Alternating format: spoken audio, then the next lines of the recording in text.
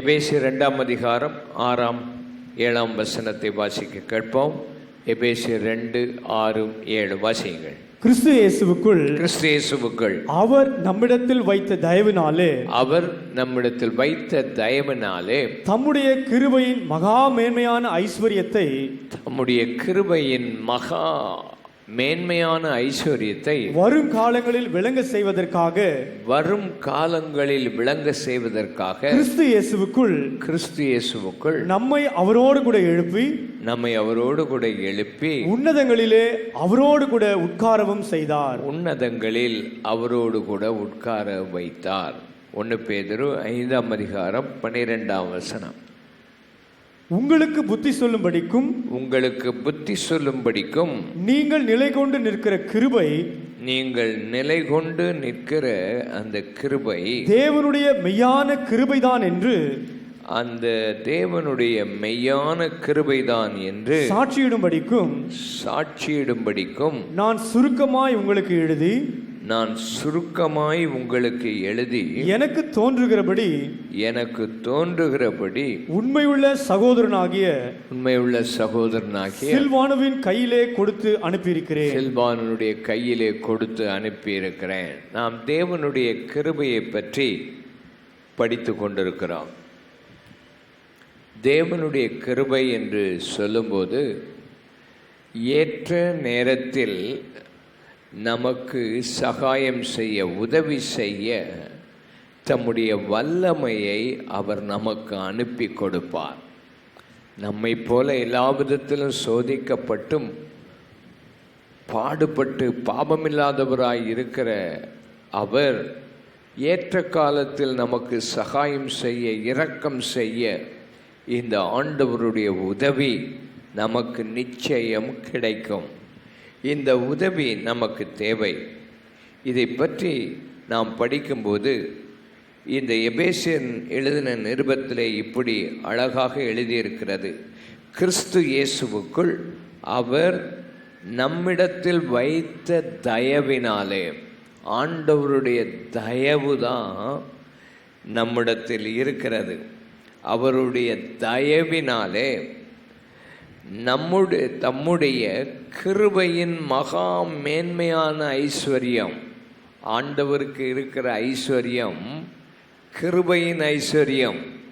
அது சாதாரண ஐஸ்வர்யம் அல்ல, மகா மேன்மையான தம்முடைய ஐஸ்வர்யம். அந்த ஐஸ்வர்யத்தின் படி வருங்காலங்களில் அதை விளங்கச் செய்வதற்காக, வரும் காலம் என்று சொல்லும்போது ஆண்டவர் நம்மை இந்த பூமியிலிருந்து எடுத்து தம்மோடு கூட வைக்கிற அந்த நாட்கள் உண்டு. இந்த பூமியிலே நாம் இருக்கும்போது பூமியிலே நம்முடைய வாழ்நாள் எல்லாம் குறுகினது. பூமியில் இந்த வாழ்நாட்கள் பாடுகள் நிறைந்தது. இந்த பூமியிலே நம்முடைய வாழ்நாட்கள் வேதனை உள்ளது தான்.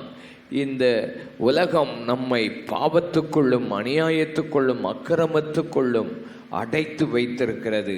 நாம் எப்பேற்பட்ட நிலைமையில் இருந்தோம் என்பதை ஆண்டவர் நினைவுபடுத்துவதற்காக வருங்காலத்தில் நம்மை அவரோடு கூட உட்கார வைத்து நமக்கு நடந்த எல்லா காரியத்தையும் அவர் நமக்கு விளங்க பண்ண போகிறார்.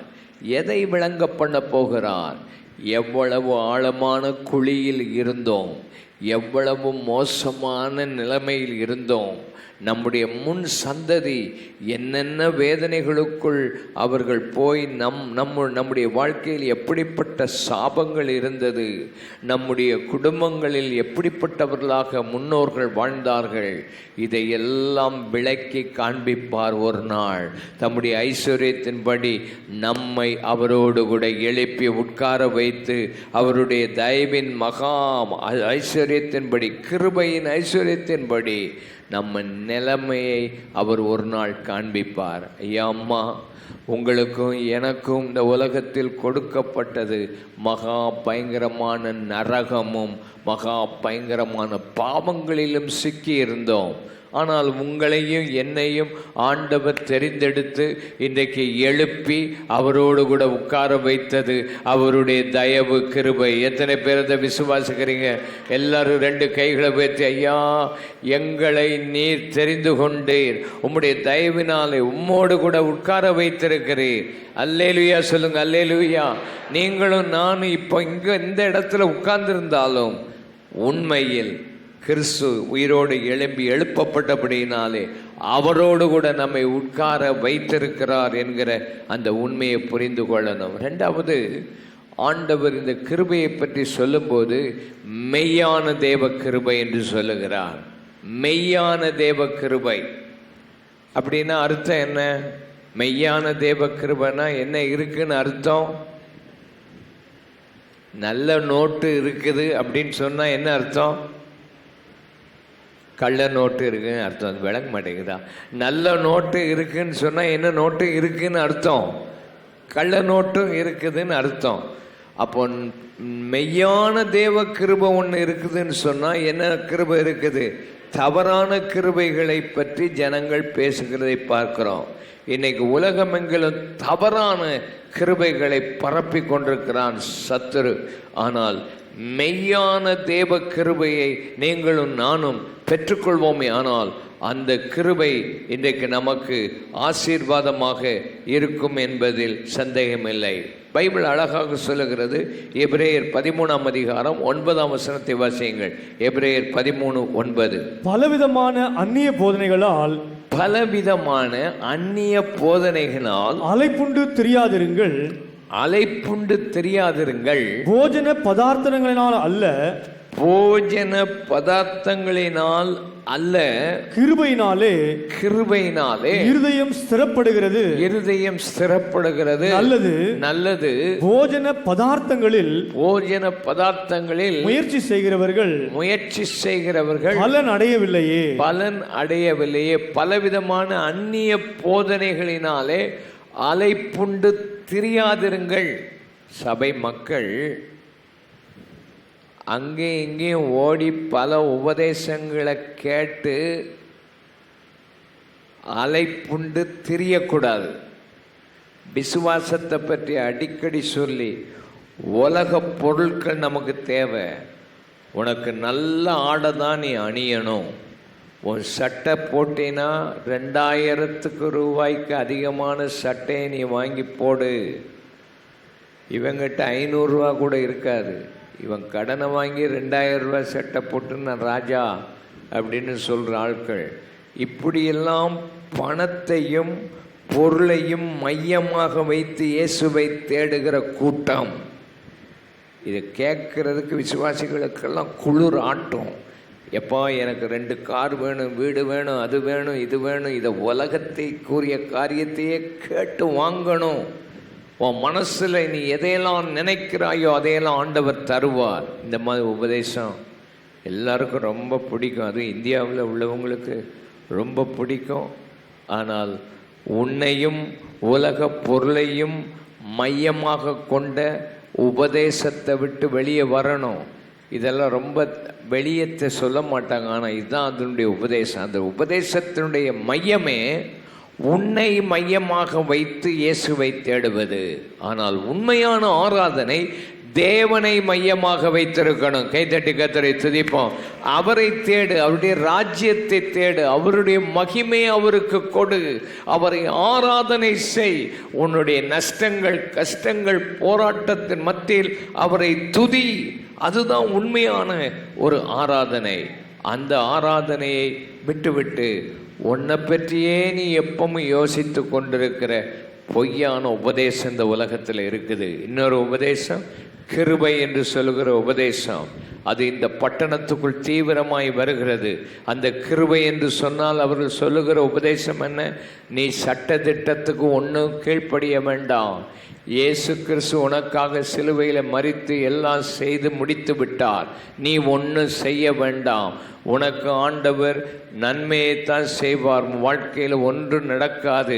நீ ஒரு வேலையை நீ செய்ய வேண்டியது கிருபை. பாவம் செய்தாலும் அதை பற்றி கவலைப்படாத, அந்த பாவத்தை பற்றி நீ பேசாத, அது சிலுவையில் எல்லாத்தையும் முடிச்சிட்டார் என்று சொல்லி தப்பான உபதேசம். உண்மையில் இயேசு சிலுவையில் நம்முடைய பாவங்களை மன்னித்து விட்டார். ஆனால் உன்னுடைய வாழ்க்கையில் தவறுகள் குறைகள் வந்தால் அதை அறிக்கை செய்து சரியாய் மனம் திரும்பி வெளியே வரணுமே தவிர, இயேசு எல்லாம் முடிச்சிட்டார், நான் பாவம் செய்தாலும் ஒன்றுமில்லை, அதை மூடிட்டார் என்று சொல்லுகிற அந்த சத்தியத்தை பொய்யாக மாற்றி விடுகிறார்கள். இப்படிப்பட்ட போதனைகளினாலே அலைப்புண்டு தெரியாதிருங்கள். நமக்குள்ள உண்மையான சத்தியம் இருக்கிறது.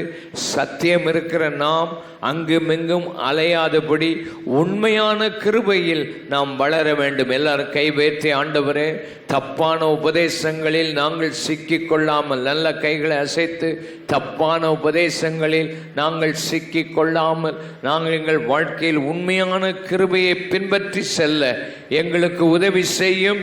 எல்லாரும் இயேசுவின் நாமத்தினாலே ஆமேன் என்று சொல்லுவோம். ஆமேன். பழைய ஏற்பாட்டு முடியும் போது தேவன் வந்து சங்காரத்தினால் நம்மை அடிப்பார் என்று ஒரு சாப வார்த்தையினால் முடியுது பழைய ஏற்பாடு. ஆனால் புதிய ஏற்பாட்டு காலத்தில் புதிய ஏற்பாடு எப்படி முடியுதுன்னு கொஞ்சம் வாசிங்க. கடைசியில் புதிய ஏற்பாடு கடைசி வசனத்தை வாசிங்க. நம்முடைய கர்த்தராகிய இயேசு கிறிஸ்துவின் கிருபை, நம்முடைய கர்த்தராகிய இயேசு கிறிஸ்துவின் கிருபையும் உங்கள் அனைவரோடு கூட இருப்பதாக. அல்லேலூயா. கைதட்டி கர்த்தரை துதிப்போம். நல்ல ஆமென். இந்த புதிய ஏற்பாடு முடியும் போது நம்முடைய கர்த்தராகிய இயேசு கிறிஸ்துவின் கிருபை நம் அனைவரோடும் கூட இருப்பதாக. எல்லாரும் நல்ல கைகளை வைத்து, ஐயா உங்க கிருபை என் கூட இருக்குது, என் கூட இருக்குது ஆண்டவரே. ஹல்லேலூயா. அந்த கிருபை பெரிதான கிருபை. இயேசு கிறிஸ்துவின் வாழ்க்கையில் அவர் பிறந்தது முதல் அவர் சிலுவைக்கு போகும் மரணம் வரைக்கும் கிருபை தான் அவரை நடத்திட்டு. வாசியுங்கள். லூக்கா 2:40 வாசித்தால் கிருபை அவர் மேல் இருந்தது என்று பார்க்கிறோம். நீங்கள் எபிரேயர் 2:9 வாசித்தால், எபிரேயர் 2:9 வாசித்தால், அவர் தேவனுடைய கிருபையினாலே நாம் ஒவ்வொருவருக்காகவும் மரணத்தை ருசி பார்க்கும்படி என்று எழுதப்பட்டிருக்கிறது. தேவனுடைய கிருபையினால்தான் மரணத்தை நம் ஒவ்வொருவருக்காக ருசி பார்த்தார். அல்ல ஹல்லேலூயா. இந்த உலகத்தில் ஒவ்வொருவனுக்காகவும் மரணத்தை தேவ கிருபையினால் ருசி பார்த்தார். அப்படியானால் அவர் பிறந்தது முதல் இந்த பூமியில் மரிக்கும் வரைக்கும் அவருடைய வாழ்க்கை கிருபை பொருந்தின ஒரு வாழ்க்கையாக இருந்தது. பிலிப்பியர் 2ஆம் அதிகாரம் 3ஆம் வசனம், 4ஆம் வசனம், 5ஆம் வசனம் இவைகளெல்லாம் பார்க்கும்போது அவர் மனத்தாழ்மை உடையவர்களாக மற்றவர்களை தம்மை பார்க்கிலும் முக்கியமானவர்களாக மேன்மை உள்ளவர்களாக எண்ணி அவர் கடைசி வரைக்கும் தேவனுக்கு சமமாயிருப்பதை கொள்ளையாடின பொருளாமல் தன்னையே அவர் தாழ்த்தி வந்தபடினால், தாழ்மை உள்ளவர்களுக்கு கிருபை அளிக்கிற தேவன் தன்னை அவர் மரணபரியந்தம் தாழ்த்தினபடினால் தேவன் எல்லா நாமத்துக்கு மேலான நாமத்தை கொடுத்து அவரை உயர்த்தினார் என்பதை நாம் பார்க்கிறோம். ஆகையினாலே உண்மையானவர் இயேசு கிறிஸ்துவனுடைய வாழ்க்கை நம்முடைய வாழ்க்கைக்கு மாதிரியாக இருக்கிறது. தாழ்மையும் கிருபையும் அவர் மேல் இருந்தது என்பதை பார்க்கிறோம். இந்த கிருபையை நாம் வீணாக்கி விடக்கூடாது. வாசிக்கலாம். 2 கொரிந்தியர் 6ஆம் அதிகாரம் 1ஆம் வசனத்தை வாசிங்கள். தேவனுடைய கிருபையை நீங்கள் விருதாவாய் பெறாதபடிக்கு, நீங்கள் விருதாவாக பெறாதபடிக்கு உடன் வேலையாட்களாகி நாங்கள் உங்களுக்கு புத்தி சொல்லுகிறோம். நல்லா கவனிங்க. தேவனுடைய ஐஸ்வர்யமான கிருபையை நமக்கு கொடுத்திருக்கிறார். தாழ்மையாய் இருந்தால் கிருபை நம்மோடு கூட இருக்கும். இந்த கிருபையை நாம் வீணாக்கி விடக்கூடாது. இது எப்படி புரியணும்னு சொன்னால், உங்களுக்கு உங்கள் பிள்ளைய நீங்கள் ஒரு பள்ளிக்கூடத்துக்கு ஒரு கல்லூரிக்கு நீங்கள் அனுப்புகிறீங்க. அனுப்பும்போது அவனுக்கு கொஞ்சம் பணம் கொடுத்து அனுப்புகிறீங்க. இப்போ ஃபீஸ் கட்டு, இல்லாட்டா இந்த பணத்தை வச்சு ஒழுங்காக இந்த ஒரு மாதத்துக்கு நீ கொஞ்சம் செலவழி அப்படின்னு சொல்லி அனுப்புனா, அவன் போய் ஹாஸ்டலில் தங்கி இருக்கும்போது ஃபீஸையும் கட்டலை, அவன் செய்ய வேண்டிய வேலையும் அவன் ஒழுங்காக படிக்கலை, அவன் ஃப்ரெண்ட்ஸ் எல்லாம் கூட்டிகிட்டு போய் அந்த பணத்தை எடுத்து ஹோட்டலில் போய் சாப்பிட்டு முடித்து என்னென்னலாம் இந்த வேண்டாத பொருள்லாம் வாங்கினானோ அந்த பொருள்லாம் வாங்கிட்டானா, அந்த பணத்தை என்ன செய்துட்டான்? வீணாக்கிட்டான். பணத்தை என்ன செய்துட்டான்? வீணாக்கிட்டான். கொடுத்த பணத்தை எதுக்காக பயன்படுத்தணுமோ அதுக்கு பயன்படுத்தாமல் அதை வீணாக்கிட்டான். அதே போல் ஆண்டவர் உனக்கு கொடுக்கிற கிருபையை எதுக்கு கொடுத்தாரோ அதுக்கு செலவழிக்காமல் நீ வீணாக்கிடக்கூடாது. கைவேற்றி ஆண்டவர் ரட்சிப்புக்கு உனக்கு கிருபை கொடுத்துருக்கிறார். பாடுகள் பிரச்சனைகளை தீர்க்கிறதுக்கு உனக்கு கிருபை கொடுக்கிறார். இன்னும் உன் குடும்பத்தை நடத்த கிருபை கொடுத்துருக்கிறார். உன் வேலைக்கு போகிறதுக்கு ஆண்டவர் தம்முடைய கிருபையை கொடுக்கிறார். நீ அதை உணராதபடி, ஆண்டவர் கொடுத்த கிருபையெல்லாம் பயன்படுத்தாதபடி அதை வீணாக்கி போட்டுறாத. கைதட்டி கர்த்தரை ஸ்தோத்திரமான ஆண்டவரே, உனக்கு கொடுத்த கிருபையை நீ வீணாக்கி போட்டுறாத. அடுத்த வசனம் சொல்றது எபிரேயர் 12:15 வாசிங்க. எபிரேயர் 12:15 வாசிங்க. ஒருவனும் தேவனுடைய கிருபையை இழந்து போகாதபடிக்கு யாதொரு கசப்பான வேர் முளைத்தெழும்பி கலகம் உண்டாக்குறதுனாலே அநேகர் தீட்டுப்படாதபடிக்கு ஒருவனும் வேசிக்கள்ளனாக ஒருவேளை போஜனத்துக்காக சேஷ்ட புத்திர பாகத்தை விற்று போட்ட ஏசாவை போல சீர்கெட்டவனாக இராதபடிக்கு எச்சரிக்கையாயிரு. கிருபையை நீ இழந்து போயிடக்கூடாது. கிருபை உனக்கு குறைஞ்சி போயிடக்கூடாது. கிருபை நாளுக்கு நாள் உனக்கு அதிகமாகணும். எப்படி அதிகமாகும்? உன் இருதயத்தில் கசப்பான வேர் மாத்திரம் முளைச்சி வந்துடக்கூடாது. கசப்பு யார் மேலேயும் வந்துடக்கூடாது. கசப்பு வந்துட்டுனா அது வேர் மாதிரி உள்ள பிடிச்சிக்கிடும். உதாரணமாக சொல்கிறேனே, மாமியார் ஏதோ தொடர்ந்து உனக்கு என்னமோ பண்ணிக்கிட்டு இருக்கிறாங்கன்னு வச்சுக்க. அந்த அம்மா எங்கேயோ ஒரு மாதிரி எலுமிச்சம்பழம்லாம் எடுத்துட்டு எங்கேயோ போகிறாங்கன்னு வச்சுக்க. இல்லை மருமகளை எடுத்துக்கையன், மாமியார் மாத்திரம் சொல்லுவோம், மருமகளை எடுத்துக்கையன். அவள் கொஞ்சம் ஒரு மாதிரி போகிறா, எங்கேயோ போயிட்டு வாரா, ஒரு மஞ்சள் துணியை எடுத்துகிட்டு போகிறான்னு வச்சுக்க. என்னத்தையோ எடுத்துகிட்டு போகிறா, என்னமோ செய்கிறான்னு வச்சுக்க. இல்லை உன் பக்கத்து வீட்டுக்காரன் என்னமோ பண்ணுறான், உனக்கு யாரோ என்னமோ பண்ணிக்கிட்டு இருக்கிறாங்க. அதனால் உன் இருதயம் என்ன செய்யக்கூடாது? கசந்துடக்கூடாது. அவங்கள நினைக்கும் போது கசப்பு ஒரு மாதிரி வந்துச்சுன்னா கவனமாக இரு. கசப்பான வேர் உனக்குள்ளே வந்துட்டுன்னா ஆண்டவர் உனக்கு கொடுக்குற உதவி, ஆண்டவருடைய அந்த பவர், கசப்பு வந்துட்டுன்னா அது உன்னை விட்டு குறைஞ்சி போயிடும். இதில் தான் கவனமாக இருக்கணும். உனக்கு விரோதமாக சில ஆட்கள் பல காரியங்களை செய்வாங்க. நீங்கள் நினைக்கிறீங்களோ நினைக்கலையோ, நீங்கள் ஆண்டவருடைய பிள்ளைகள்னா கண்டிப்பாக உனக்கு சில ஆட்கள் விரோதமாக எழும்பத்தான் செய்வாங்க. உனக்கு ஒருத்தரும் எழும்பலை, உனக்கு ஒருத்தரும் ஒன்றும் செய்யலை, உனக்கு விரோதமானா நீ ஆண்டவருடைய பிள்ளை இல்லைன்னு அர்த்தம். என்ன ஒரு மாதிரி பார்க்குறீங்க? இதுதான் உனக்கு ஆவிக்குரிய வாழ்க்கையில் போராட்டம் இல்லையா, ஒருத்தனும் உனக்கு பிரச்சனை பண்ணலை அப்படின்னு வச்சுக்க. ஒன்று உன் பக்கத்து வீட்டுக்காரனாக இருப்பான், இல்லாவிட்டா உன் வேலை ஸ்தலத்தில் ஒருத்தன் இருப்பான், இல்லாட்டா உன் வீட்டுக்குள்ளேயே ஒருத்தன் இருப்பான், இல்லாட்டா யாராவது ஒன்று பண்ணிக்கிட்டே இருப்பாங்க. இதெல்லாம் நடக்கலைன்னா நீ ஆண்டவருடைய பிள்ளை இல்லை, நீ சாத்தான் பக்கம் இருக்கிறா, நீ சாத்தானுடைய ஆள். சில ஆள்கள் நினைப்பாங்க நமக்கு ஒரு கஷ்டமே இல்லாதனால ஆண்டவர் நம்ம பக்கத்தில் இருக்காருன்னு. இல்லை, உனக்கு பல காரியங்களை செய்வாங்க. நாத்தனார்கள்னால் ஸ்பெஷலாக ஆண்டவர் வச்சிருப்பார் உன்னை நாராக கிழிக்கிறதுக்கு. எல்லாம் மாமனாரை வச்சிருப்பார். எல்லாம் நார்கள் தான். எல்லாம் யார் தான்? நார். என்ன நார்? மாமனார், நாத்தனார், மாமி ஆறு, அது ஆறு.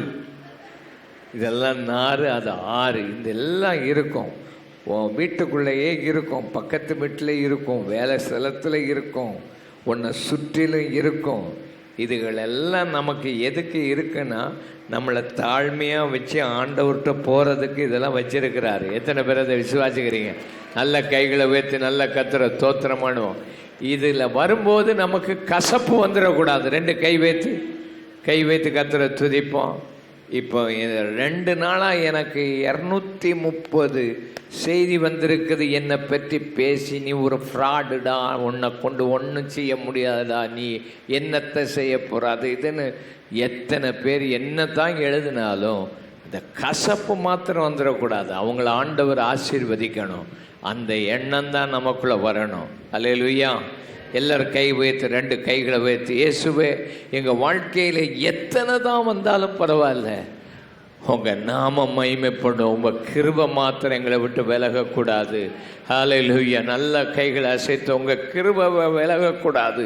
உன் கூட இருக்கிற நண்பனே உன் காலை பிடிச்சி இழுத்து உனக்கு வேதனை உண்டாக்குவான். ஹல்லேலூயா. நல்ல கை வைத்து, இயேசுவோடு கூட இருந்தவர்கள் தான் அவரை காட்டி கொடுத்தாங்கம்மா. அவரை பல விதத்தில் மறுதளித்தார்கள், அவர்களுக்கு விரோதமாக செய்தாங்க. ஆனால் ஆண்டவரோ அதை பற்றி கவலை இல்லை. பிதாவே இதெல்லாம் அவர்களுக்கு மன்னியும். ஆமென். தம் கிருபை பெரிதல்லோ, என் ஜீவனிலும் அதே, இம்மட்டும் காத்ததுவே இன்னும் தேவை. ஆமென். கிருபை தாருமே.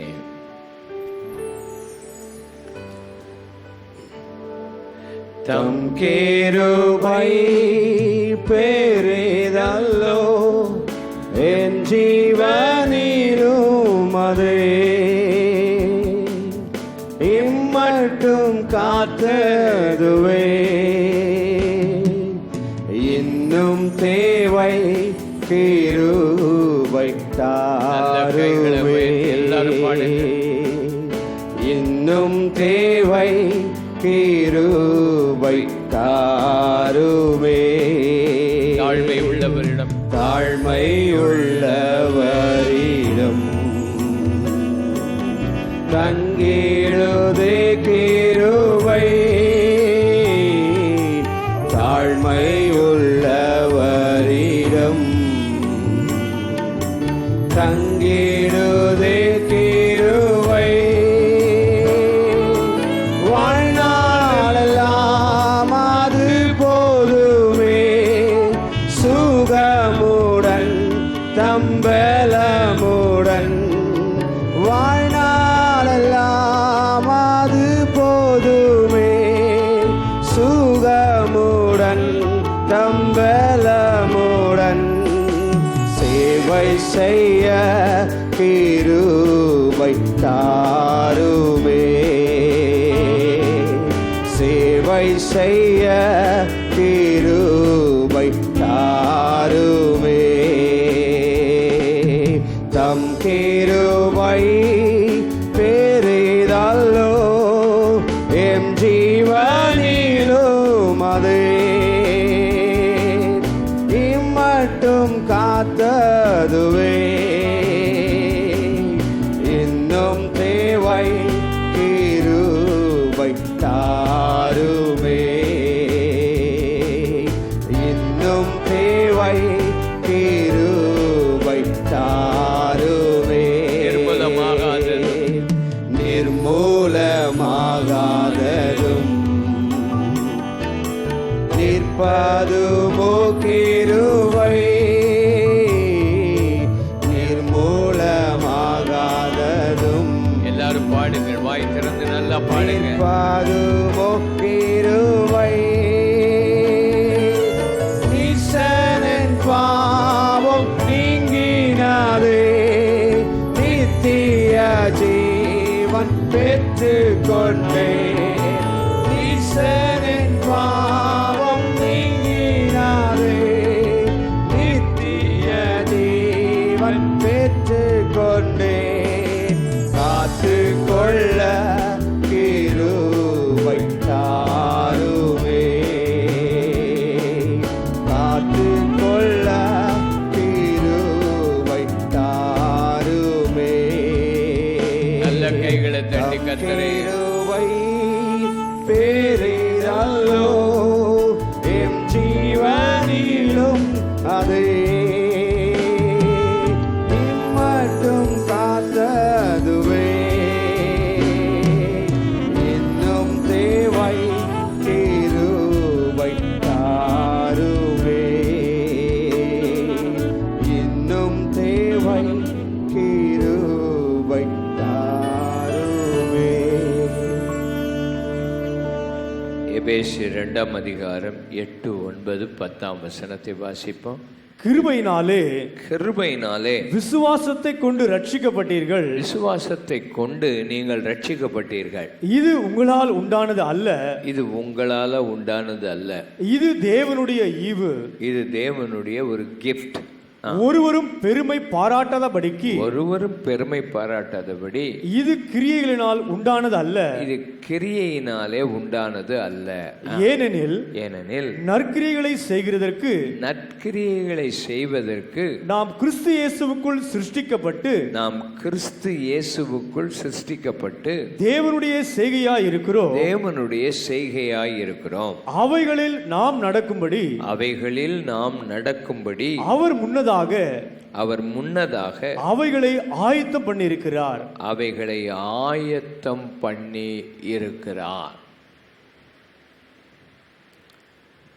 ரட்சிப்பு என்பது நமக்கு ஆண்டவர் இலவசமாய் சிலுவையில் அவர் பாடுபட்டு அவர் கிரியை செய்து அவர் தன் ஜீவனை கொடுத்து நமக்கு அந்த ரட்சிப்பை சம்பாதித்து கொடுத்திருக்கிறார். அதுக்கு நீங்கள் ஒரு கிரியையும் செய்ய வேண்டியதில்லை. மற்ற மார்க்கங்களில் ரட்சிப்புக்கு என்ன செய்வார்கள்? முள்ளாலேயோ அல்லாவிட்ட கம்பிகளினாலேயோ குத்தி ரோடுகளிலே உருண்டு அடி வாங்கி படிகளிலே ஏறி இறங்கி பல இடங்களிலே மூட்டைகளை சுமந்து பல மைல்கள் நடந்து போய் ஏதாவது ரட்சிப்புக்காக பாடுபடுகிறத பார்க்குறோம். அப்படி ரட்சிப்புக்கு நீங்கள் பாடுபட வேண்டியதில்லை. அந்த எல்லா பாடுகளையும் நம் ஆண்டவராகிய இயேசு பாடுபட்டு சுமந்துட்டார். எத்தனை பேர் அதை விசுவாசிக்கிறேன்? ஹல்லேலூயா. எல்லோரும் 2 கைகளை வைத்து, இயேசுவே, நாங்கள் ரட்சிப்பு இலவசம்தான், இலவசமாக இந்த கிருபையை எங்களுக்கு கொடுத்துருக்கிறீங்க. ஆமேன், ஹல்லேலூயா. ஆனால் ரட்சிக்கப்பட்ட பிறகு நம்ம நன்மை செய்யணும், நல்ல காரியங்களை செய்யணும், நற்கிரியைகளை செய்யணும். ஒவ்வொருத்தருக்கும் ஆண்டவர் சில கிரியைகளை செய்ய வச்சிருக்கிறார். நீங்கள் எல்லா நற்கிரியைகளை செய்யணும். நீங்கள் ரட்சிப்புக்காக போய் காணிக்க கொடுக்க வேண்டியதில்லை. உங்கள் ரட்சிப்புக்காக நீங்கள் எதையும் செய்ய வேண்டியதில்லை. ரட்சிப்பு இலவசம். ஒரு வீடு கட்டுறோன்னு வச்சுக்கிடுங்க. முதல்ல வீடு கட்டுறதுக்கு முன்னால் என்ன போடுவாங்க? அஸ்திபாரம் போடுவாங்க. வீடு கட்டுறதுக்கு முன்னால் என்ன போடுவாங்க? சத்தமாக சொல்லுங்கண்ணா. அஸ்திபாரம் போடுவாங்க. அஸ்திபாரம் எங்கே இருக்கும்? பூமிக்கு கீழே இருக்கும். அந்த அஸ்திபாரத்தில் போய் யாராவது லைட்டு, ஜன்னல், கதவெல்லாம் பொருத்திக்கிட்டு இருக்காங்களா? அஸ்திபாரத்தில் சில ஆள் அதையும் செஞ்சுக்கிட்டாலும் செய்யும். ஆனால் அஸ்திபாரம் போட்டு அதை என்ன போட்டு மூடிடுவாங்க, மண்ணை போட்டு மூடிடுவாங்க. அஸ்திபாரம் தெரியுமா வெளியே? தெரியாது, தெரியாது. அஸ்திபாரம் பூமிக்கு கீழே இருக்கு. இந்த கட்டடத்தை கட்டும்போது ரொம்ப ஆழமாக தோண்டி கட்பாறை ஒரு வரைக்கும் தோண்டி அஸ்திபாரம் போட்டு அழகாக செய்தாங்க. ஆனால் நான் யோசித்தேன், இவ்வளவு பணத்தை கொண்டு அதில் போடுறானுங்களே அப்பா, அஸ்திபாரத்தில் அது ஒன்றும் வெளியே தெரில. அஸ்திபாரத்தில் பணம் போட்டால் தான் மேலே என்ன செய்ய முடியும், நல்லா கட்ட முடியும், உயரமாக கட்ட முடியும். அஸ்திபாரம் சரியில்லைன்னா உயரமாக கட்டினா அவ்வளோதான். அப்போ அஸ்திபாரம் என்ன உன் வாழ்க்கையில்? இயேசு உன் பாவங்களை மன்னிச்சு உன்னை ரட்சித்துட்டார். அவர் சிலுவையில் மரித்து ரத்தம் சிந்தி பாடுகளை பட்டு வேதனைப்பட்டு முகத்தில் துப்பப்பட்டு அவர் சாட்டையினால் அடிப்பட்டு வேதனைப்பட்டு உனக்கு ஒரு ரட்சிப்பை சம்பாதிச்சு வச்சிட்டார். அதோடு முடிஞ்சு போகிறதில்ல. கிருபையினால் ஆண்டவர் உனக்கு கொடுத்த நற்கிரியைகளை செய்யணும். அல்லேலூயா.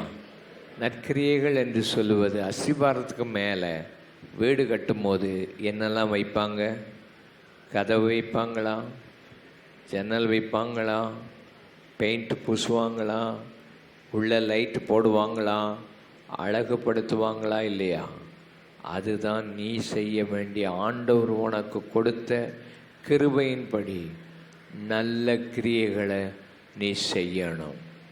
ஆமென். அதுவும் தேவ கிருபையினால் நீ அதை செய்யணும். அது ஆண்டவர் உனக்கு ஆயத்தம் பண்ணி வச்சிருக்கிறார், ஆயத்தம் பண்ணிட்டார். அல்லேலூயா சொல்லுங்க, அல்லேலூயா.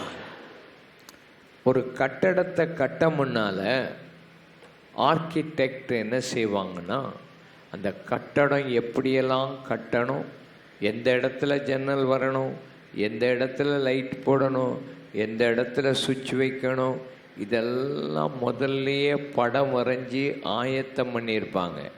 அது அந்த படத்தோடையே நின்றக்கூடாது. அதை செய்தோன்னா அதை மாதிரியே வரும் கட்டடம். அதை போல் ஆண்டவர் உன்னை உருவாக்கும் முன்னாலேயே உன்னை தெரிஞ்சு எடுத்து வச்சிருக்கிறார். நீ இந்த பூமியில் என்னென்ன காரியத்தை செய்யணும்னு அழகா உனக்காக நியமித்து ஆயத்தம் பண்ணி வச்சிட்டார். அல்லேலூயா. எத்தனை பேர் அதை விசுவாசிக்கிறீங்க? நல்ல கைகளை நல்லா உயர்த்தி, ஆண்டவரே இதெல்லாம் நீர் நியமித்து வச்சிட்டீர், அதை நாங்கள் செய்கிறதுக்கு தான் இந்த உலகத்தில் படைச்சி வச்சிருக்கிறேன். அப்பந்தான் உயர கட்டடம் எழும்பி அழகாக வரும். எல்லாரும் கைவேற்றி, எனக்காக நீர் ஆண்டவரே செய்ய ஆயத்தமாக்கி வச்சிருக்கிற நல்ல கிரியைகளை எல்லாம் நாங்கள் செய்ய எங்களுக்கு உதவி செய்யும். நாங்கள் சோம்பேறிகளாக இருந்து விடாதபடி காத்துக்கொள்ளும். நாங்கள் அநியாயமாக எதையும் ஆண்டவரே செய்யக்கூடாது. நீர் எங்களுக்கு நியமித்த கிரியைகளை நாங்கள் ஆயத்தத்தோடு செய்ய வேண்டும். எங்களை கொண்டு நீர் செய்ய நினைத்திருக்கிற ஆயத்தமான கிரியைகளை ஜெபித்து கண்டுபிடித்து நன்மைகளை செய்ய நீர் எங்களை உருவாக்கி வச்சிருக்கிறீர். அந்த நன்மைகளை நாங்கள் ஒவ்வொருவரும் செய்ய உதவி செய்யும். கை அசைத்து நான் சோம்பேறியா தூங்கி தூங்கி எழும்பிக்கிட்டுறாதபடி நீர் என்னை கொண்டு எந்த நற்கிரியைகளை செய்து ஆத்துமாக்களை ஆதாயப்படுத்தி சபைக்கு அழகை உண்டாக்கணுமோ அந்த அழகை உண்டாக்க எங்களுக்கு கிருபையை தரும்படி நாங்கள் ஜெபிக்கிறோம். அல்லேலூயா சொல்லுங்க, அல்லேலூயா. இந்த கிருபை முதலாவது உனக்கு என்ன செய்து? எபேசியர் 1:7 வாசியுங்கள். அவருடைய கிருபையின் ஐஸ்வரியத்தின்படியே, அவருடைய கிருபையின் ஐஸ்வரியத்தின்படியே இவருடைய இரத்தத்தினாலே, இவருடைய இரத்தத்தினாலே பாவ மன்னிப்பாகிய மீட்பு, பாவம் மன்னிப்பாகிய மீட்பு இவருக்குள் நமக்கு உண்டாயிருக்கிறது. நமக்கு உண்டாயிருக்கிறது. என்ன நமக்கு உண்டாயிருக்கிறது? கிருபையினால என்ன உண்டாயிருக்கு? பாவ மன்னிப்பாகிய மீட்பு உண்டாயிருக்குது. எதனால உண்டாச்சு நமக்கு? அவருடைய கிருபையின் ஐஸ்வர்யம். அவருடைய கிருபையின் ஐஸ்வர்யத்தின்படி பாவம் மன்னிப்பாகிய மீட்பு அவருக்குள் நமக்கு உண்டாயிருக்கிறது. பாவமும் மன்னிப்பாகிய மீட்பு அடைஞ்சவங்கெல்லாம் கை வைத்து காண்பீங்க. நல்லா கை வைத்து காண்பீங்க. நீங்கள் செய்த நன்மையினால் அல்ல, அவர் நமக்கு இந்த பாவ மன்னிப்பாகிய மீட்பை கொடுத்திருக்கிறார். இதுவரைக்கும் உனக்கு பாவ மன்னிப்பாகிய மீட்பு கிடைக்கலன்னா இயேசு அதை சம்பாதிச்சு உனக்கு இலவசமாக வச்சிருக்கிறார். விசுவாசத்தினால அந்த பாவ மன்னிப்பாகிய மீட்பை பெற்றுக்க. பாவம் கொடுமையானது, பாவம் மகா பயங்கரமானது. அதில் இருந்து நீ மீட்கப்படணும். அதிலிருந்து கண்டிப்பாக நீ மீட்கப்பட்டிருக்கணும். விசுவாசத்தினால அவர் செய்த இந்த இலவசமான ரட்சிப்பை நீ விசுவாசத்தினால பெற்றுக்கொள்ளணும். பாவம் மோசமானதா, வியாதி மோசமானதா? நல்லா சொல்லுங்க, நல்லா சொல்லுங்க. உங்களுக்கு ஒரு குஷ்ட ரோகம் இருக்குன்னு வச்சுக்கிடுங்க, இல்லை எய்ட்ஸ் வியாதி வந்துட்டுன்னு வச்சுக்கிடுங்க.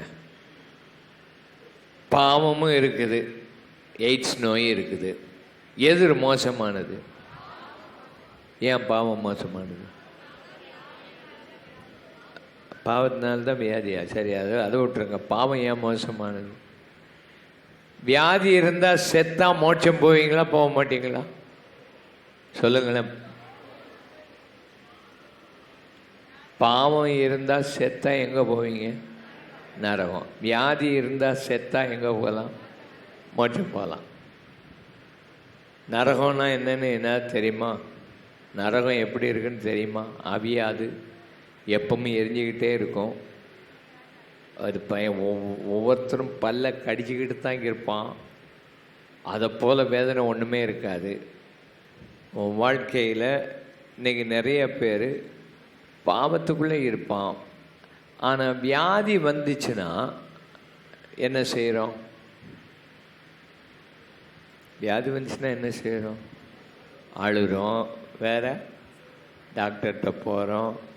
அந்த வியாதி எப்படியாயினும் போகணும்னு டாக்டர் காலையில் வர சொன்னால் போகிறது, ராத்திரி வர சொன்னால் போகிறது, இந்த வாரம் முழுசும் வர சொன்னால் போகிறது, டெய்லி ஊசி போடணும்னா ஊசி போடுறது.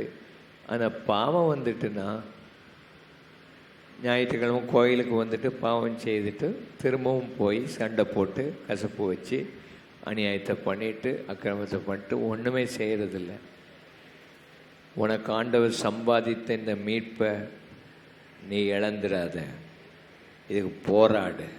உன் வாழ்க்கையில் ஒரு சின்ன பாவம் கூட ஒரு நிமிஷம் கூட இருக்கக்கூடாது.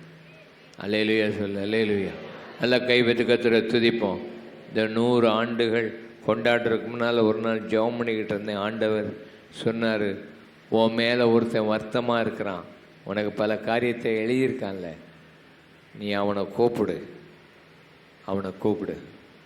கூப்பிட்டேன், மன்னிப்பு கேட்டேன். என் மேலே அவ்வளோ வருத்தமாக இருக்கிறது எனக்கு இப்போ தான் தெரியுது. நீ என்னை வருத்தப்படாத, நம்ம நல்லா பேசுவோம் அப்படி சொல்லி அது முடித்தவொடனே எனக்கு பெரிய சந்தோஷம். அல்லேலூயா. பாவத்தை மாத்திரம் நமக்குள்ளே வச்சுரு, நம்ம தாழ்த்தி அதை வெளியே எடுத்துட்டோன்னா உனக்கு சந்தோஷம் வரும். நல்லா கைகளை அசைத்து, இயேசுவே, பாவத்திலிருந்து எங்களை மீட்டெடுக்க இலவசமாக கொடுத்த இதை நாங்கள் இழந்துடக்கூடாது. எப்படி வியாதி வந்தால் எவ்வளவு டெஸ்ட் பண்ணுறோம்.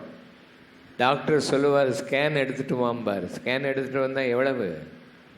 ஸ்கேன் எல்லாம் ரொம்ப வேலை. போய் அது எப்படியாவது கடனை வாங்கியா ஸ்கேன் எடுத்து பார்த்து என்ன இருக்குன்னு. ஆனால் பாவம் வந்துட்டுனா அது அதை விட மோசம். பைபிள் எடுத்து வாசித்து ஸ்கேன் பண்ணணும். அல்லேலூயா சொல்லுங்கள், அல்லேலூயா.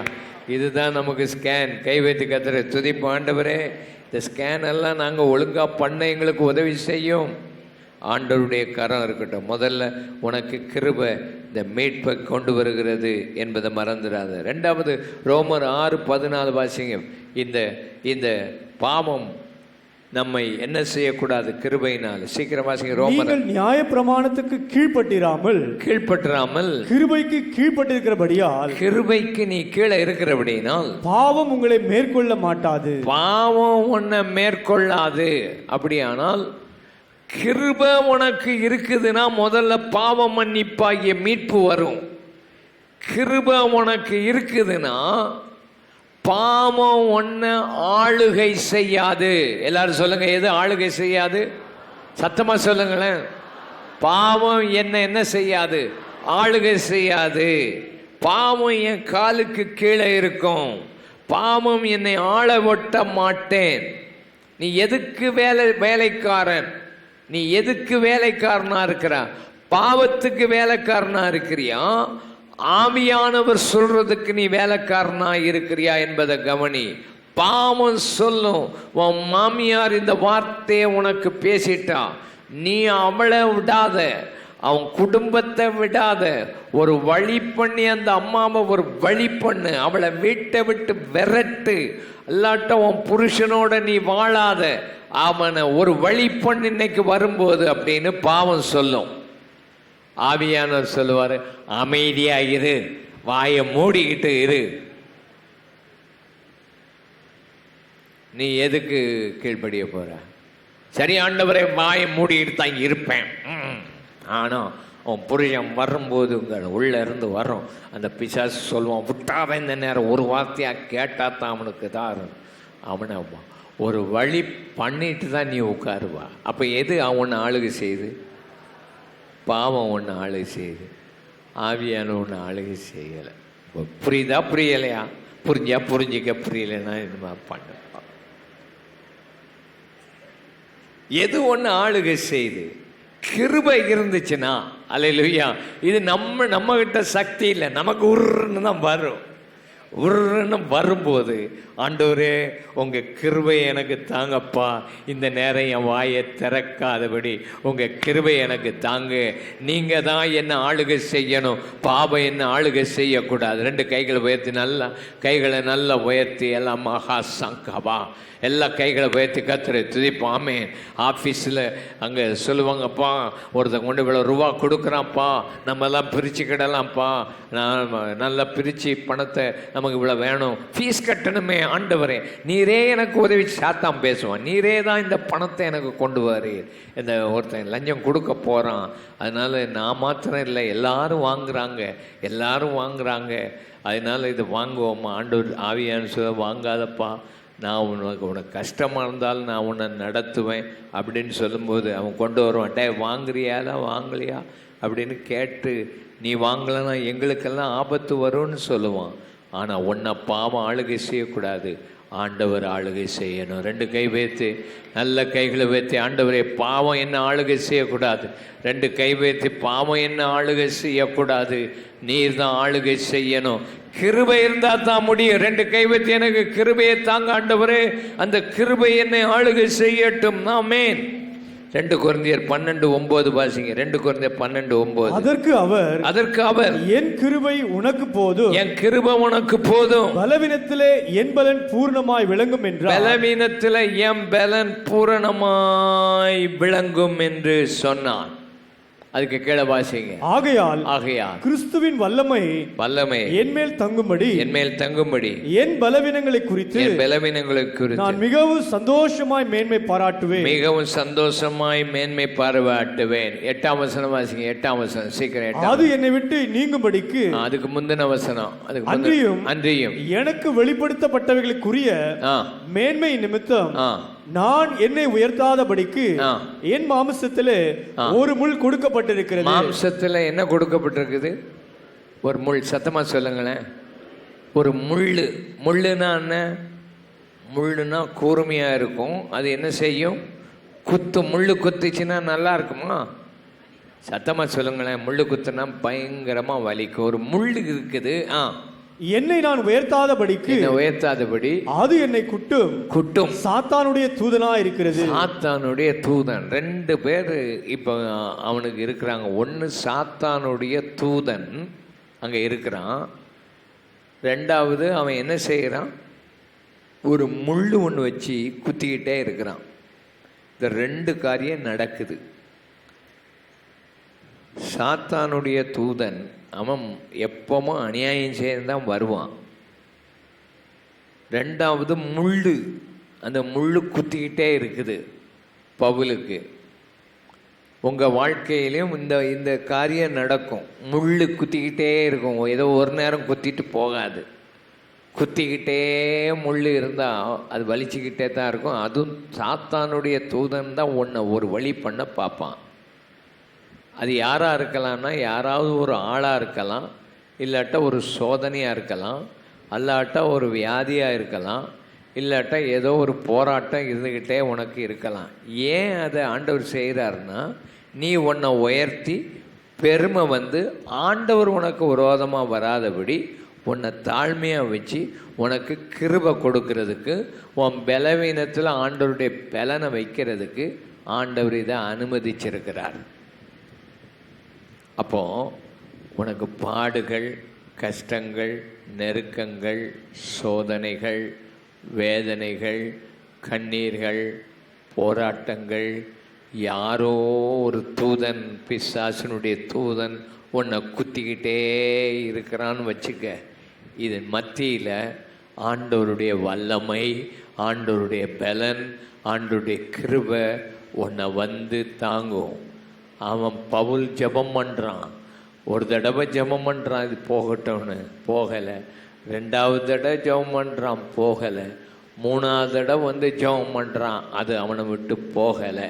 அவன் 3000 தடவை ஜெபம் பண்ணாலும் அது அவனை விட்டு போகாது. நன்மைக்காக தான் ஆண்டவர் அந்த முள்ளை வச்சிருக்கிறார். ஒரே ஒரு காரணம், உனக்கு வெளிப்படுத்தப்பட்ட காரியத்துக்கு நீ உயர்த்தாதபடி இது உன்னை குத்திக்கிட்டே இருக்கும். ஆனாலும் பயப்படாத, என் கிருபை உனக்கு போதும். இயேசு அவன் ஜெபம் பண்ணும்போது பதில் கொடுத்தாரா, பதில் கொடுக்கலையா? பதில் கொடுத்தாரா, பதில் கொடுக்கலையா? பதில் கொடுத்தார். அவன் விரும்பினபடி பதில் கொடுக்கல, அவனுக்கு வேற ஒரு நல்ல பதிலை கொடுத்தாரு. அல்லேலூயா சொல்லுங்களேன், அல்லேலூயா. நல்ல 2 கைகளை உயர்த்தி, ஆண்டவரே, நாங்கள் சில நேரம் விரும்புகிற பதில் எங்களுக்கு வராட்டாலும் நீர் எங்களுக்கு பதில் கொடுக்கிறீர். அந்த தூதன் என்னை குத்திக்கிட்டு, சாத்தானுடைய தூதன் என்னை குத்திக்கிட்டு இருந்தாலும், சாத்தானுடைய காரியங்கள் எனக்கு வேதனை கொடுத்துக்கிட்டு இருந்தாலும், அந்த முள் என்ன மேலே இருந்தாலும், ஆண்டவரே உங்கள் கிருபை எனக்கு போதும். எத்தனை பேர் விரும்புங்க? எத்தனை பேர் கைகளை உயர்த்தி, ஆண்டவரே அந்த கிருபை எங்களுக்கு தந்திருக்கிறதுக்காக சோத்திரம். கடைசியில் சகரியா 12:10 வாசிப்போம். சகரியா 12:10. நான் தாவீதின் குடும்பத்தாரின் மேலும் எருசலேம் குடிகளின் மேலும் கிருபையின் ஆவியையும் விண்ணப்பங்களின் ஆவியையும் ஊற்றுவேன். கிருபையின் ஆவியை ஊற்றுவேன். அப்பொழுது அவர்கள் தாங்கள் குத்தின என்னை நோக்கி பார்த்து ஒருவன் தன் ஒரே பேரானவனுக்காக புலம்புகிறது போல எனக்காக புலம்பி, ஒருவன் தன் தலைச்சன் பிள்ளைக்காக துக்கிக்கிறது போல எனக்காக மனம் கசந்து துக்கிப்பார்கள். அடுத்தபடியாக 4வது கிருபை, ஒரு விண்ணப்பத்தின் ஆவிய, ஜெபத்தின் ஆவிய நம்ம மேலே ஊற்றும்.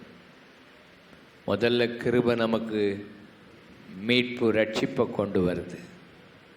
2வது நமக்கு பாவம் ஆளுகை செய்யாதபடி வைக்கிறது.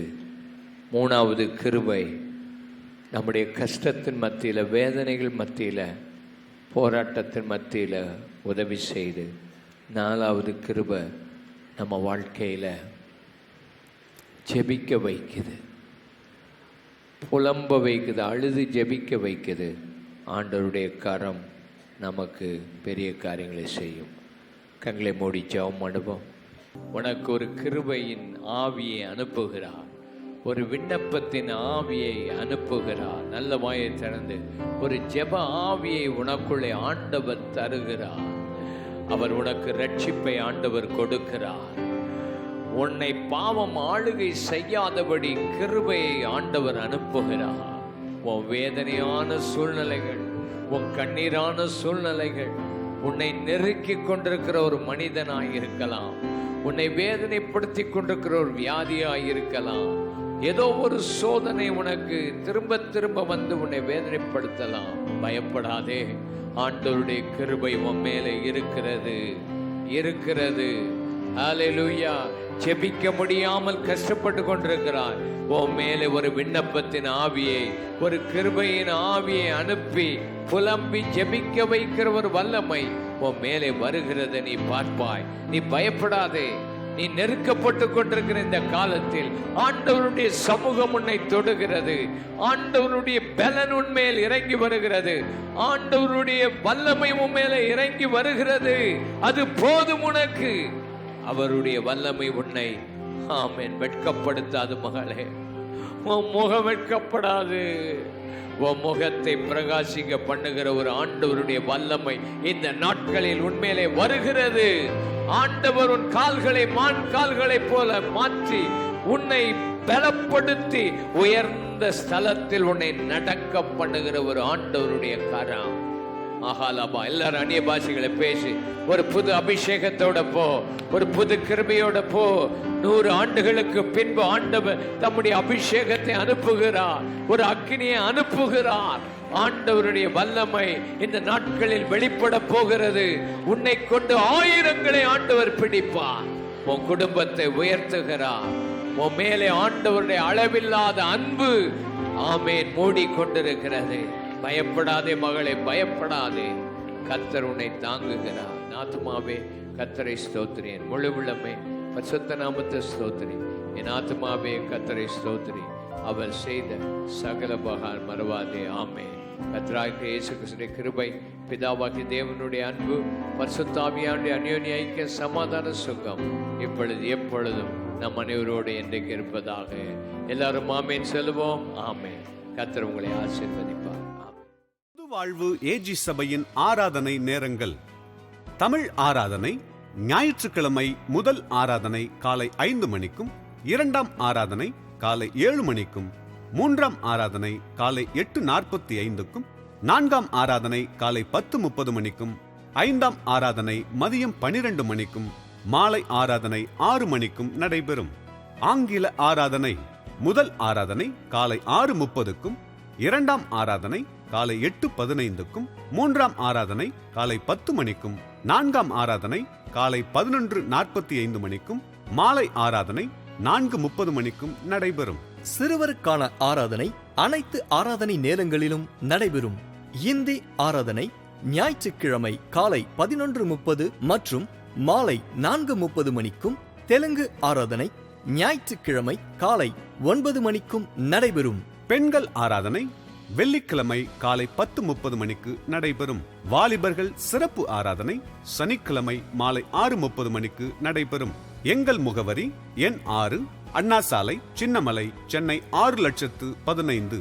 24 மணி நேர தொலைபேசி எண் 914422353535.